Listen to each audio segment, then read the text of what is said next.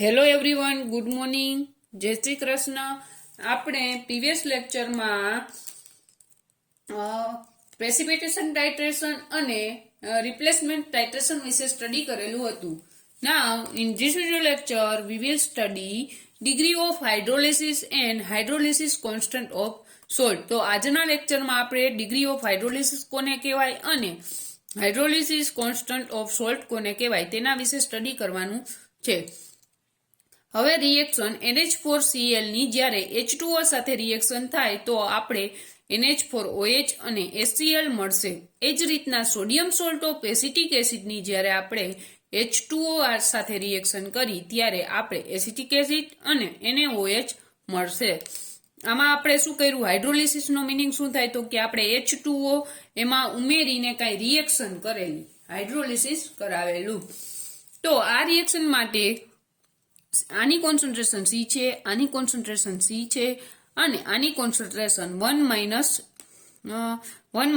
HC છે અને આની જે છે ઈ H છે HC અને HC, એમાં H જે છે તે શું દર્શાવે છે તો કે ડિગ્રી ઓફ હાઇડ્રોલિસિસ દર્શાવે છે. આના માટે મારે હાઇડ્રોલિસિસ કોન્સ્ટન્ટ ફાઇન્ડ આઉટ કરવો હોય તો KH equal to HC into HC અપન 1 HC.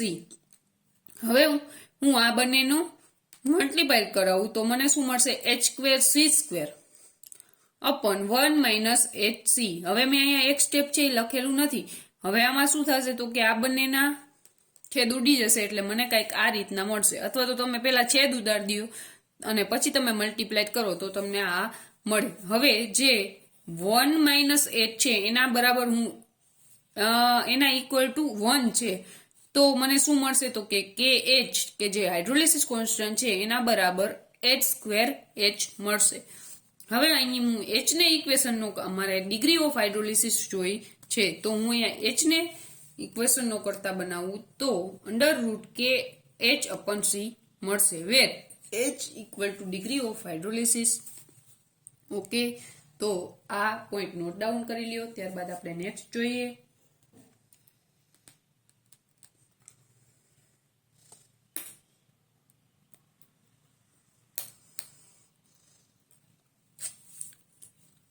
Okay.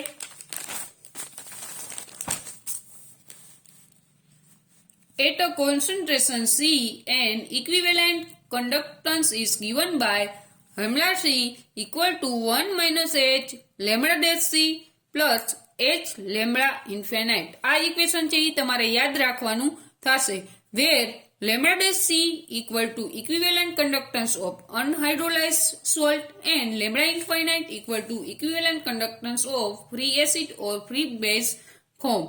હવે જો હું આ જે સેકન્ડ નંબરનું ઇક્વેશન મળેલું છે એને હું જો રીઅરેન્જમેન્ટ કરું તો મને શું મળશે તો કે degree of hydrolysis H equal to lambda C minus lambda dash C upon lambda infinite minus lambda infinite C and KB equal to KW upon K, જ્યાં KB ઇક્વલ ટુ શું થશે તો કે 10⁻14. Okay, upon KH. તો આ હતું તમારું degree of hydrolysis and hydrolysis constant of salt. તો અહીં સુધીનું નોટ ડાઉન કરી લો. ત્યારબાદ આપણે નેક્સ્ટ ટોપિક જોઈએ.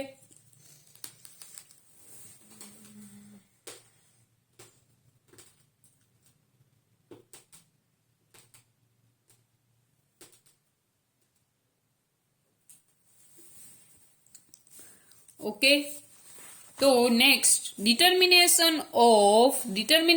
of solubility and solubility product of sparingly soluble salt. There are a substance whose IP is greater than KSP. KSP કરતા IP છે એ વધારે છે. એના એક્ઝામ્પલ છે કે AgCl અને DaSO4. તો આ સબસ્ટાન્સ છે એ પાણીની અંદર છે એ સ્પ્રાઇલિંગલી સોલ્યુબલ છે. હવે એની જો આપણે ઇટ કેન નોટ ડિટરમાઇન એની કેટલું ઈ ટૂંકમાં સ્પ્રાઇલિંગલી સોલ્યુબલ એટલે કે એનો મિનિંગ શું થાય કે સરખું ડિઝોલ્વ થયેલું નથી. તો કેટલું સ્પ્રાઇલિંગલી સોલ્યુબલ સબસ્ટન્સ છે એ આપણે કેમિકલ મેથડની મદદથી ફાઇન્ડ કરી શકતા નથી. જો આપણે એને ફાઇન્ડ કરવું હોય તો આપણે કેટલો સબસ્ટાન્સ છે એ સોલ્યુબિલિટી ઓફ સબસ્ટાન્સ છે એ ફાઇન્ડ કરવું હોય તો આપણે કંડક્ટોમેટ્રીની મદદથી ફાઇન્ડ કરી શકશું. Saturation is very fast and relationship between lambda k and c is given by lambda equal to k into 1000 upon c, and to find out the solubility of AgCl at 25 Celsius temperature. તમારે જો AgCl ની solubility find કરવી હોય તો તમારે 25 Celsius temperature રાખીને તમે એની solubility છે એ ફાઇન્ડ આઉટ કરી શકો.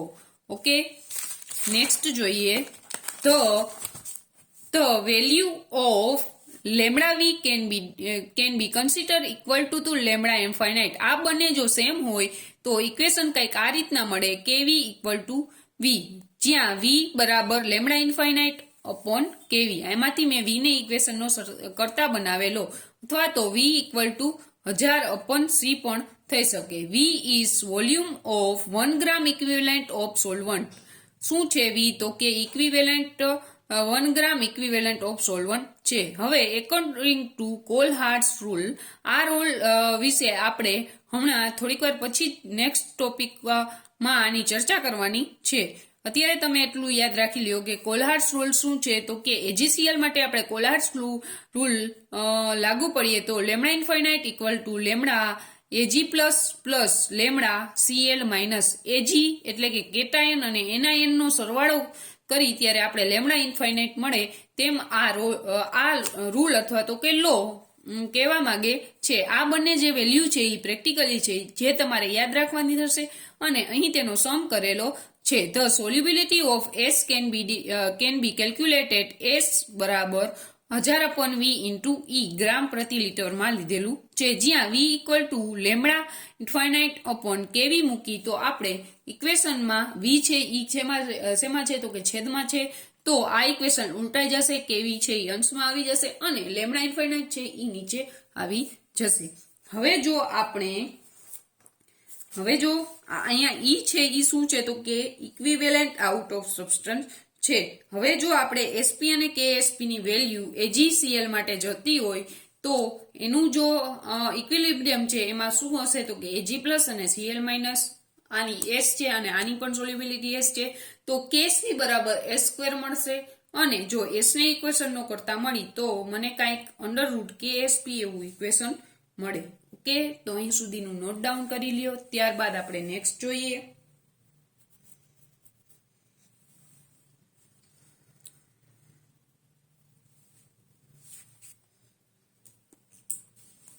ઓકે, તો next degree of dissociation and dissociation constant of weak acid. હવે અહીંયા કોઈ પણ વીક એસિડ છે એમાં હાઇડ્રોજન છે એને બહાર લઈ લીધો છે અને એસિડનો A, તો આનું આયોનાઇઝેશન કરું તો H પ્લસ અને A માઇનસ મળશે. હવે આની કોન્સન્ટ્રેશન C છે, આની કોન્સન્ટ્રેશન છે ઈ પણ C છે અને આની છે ઈ 1 માઇનસ આલ્ફા C, આની છે ઈ આલ્ફા C અને આની આલ્ફા C મળશે. હવે મારે એનો ડિસોસિએશન કોન્સ્ટન્ટ ફાઇન્ડ કરવું હોય તો તમારે શું કરવાનું તો કે પ્રોડક્ટ અપોન રિએક્ટન્ટ કરેલું છે. હવે અહીંયા શું થશે તો કે C કેન્સલ આઉટ થશે તો મને શું મળશે α² upon C upon 1 minus alpha મળશે. હવે અહીંયા આગળ જો આપણે ડિગ્રી ઓફ ડિસોસિએશન આલ્ફાનો રેશિયો કોન્સન્ટ્રેશન ઇક્વિવેલન્ટ કન્ડક્ટન્સ કરવો હોય તો આપણે શું મળે તો કે આલ્ફા બરાબર lambda C upon lambda infinite મળશે. આ ક્વેશ્ચનમાં તમારે આટલું જ લખવાનું થશે એક્ઝામમાં. Okay, next point equivalent conductance of strong electrolyte at infinite dilution. તો આમાં તમે જુઓ lambda infinite versus constant √C નો ગ્રાફ દોરશો તો એ તમને સ્ટ્રેટ લાઇન મળશે. હવે તમને આ ક્વેશ્ચન છે એ 2 માર્કમાં પૂછાઈ શકે. હવે આમાં જો આપણે ડીપમાં જાશું તો હજી આપણે એક યુનિટ વોલ્યુમેટ્રિક ટાઇટ્રેશન બાકી છે. ઓકે, તો આમાં તમે જેટલું આમાં યાદ રાખવાનું છે એટલું જ મેં તમને અહીંયા કરાવેલું છે, તો તમે આટલું યાદ રાખશો. આ ક્વેશ્ચન છે એ ઇમ્પોર્ટન્ટ નથી, ખાલી તમને 2 માર્કમાં પૂછાઈ શકે. ઓકે, તો તમારે આટલું યાદ રાખવાનું થશે. Equivalent conductance of weak electrolyte at infinite dilution જ્યારે હોય ત્યારે લેમડા ઇન્ફાઇનાઇટ બરાબર H એ લેમડા ઇન્ફાઇનાઇટ તો ત્યારે શું થાય તો કે બંને કેટાયનનો સરવાળો થાય. હવે આમાં sodium salt of acetic acid હોય તો એમાં પણ શું થશે તો કે એમાં પણ બંને કેટાયનનો સરવાળો જ થશે. ઓકે, તો નેક્સ્ટ આપણે જોઈએ specificity of conductometric titration. When proper indicator is, આપણે conductivity titration માટે જે specificity જોઈ છે તેના પોઈન્ટ છે. when proper indicator is available, conductometric titration is very useful. જો તમે પ્રોપરલી ઇન્ડિકેટર વાપરશો તો જ conductometric titration છે એ યુઝફુલ થશે. The titration of a very dilute solution can be done. એના માટે કેવું સોલ્યુશન જોશે તો કે ડાયલ્યુટ સોલ્યુશન જોશે. Titration for a colour solution, colour solution માટે આ ટાઇટ્રેશન છે એ ઉપયોગ થશે. Redox titration can be done by this method. Redox titration છે તે પણ આ જ મેથડ દ્વારા ડન થાય છે અને પ્રેસિપિટેશન ટાઇટ્રેશન છે તે પણ આ જ મેથડ દ્વારા આપણે કરી શકીએ છીએ. હવે આપણે વોલ્યુમનો કોરિલેશન જોશું. તો ઈ શેના માટે હોય તો કે major the conductance is different due to the dilution of titrant. એના માટે actual conductance V plus V upon V into observe conductance. Okay, where V equal to initial volume of titrant, V equal to volume of titrant and V plus V equal to final volume. Okay, તો અહીં સુધીનું note down કરી લ્યો. ત્યારબાદ આપણે કોહાર્ટ rule જોઈએ.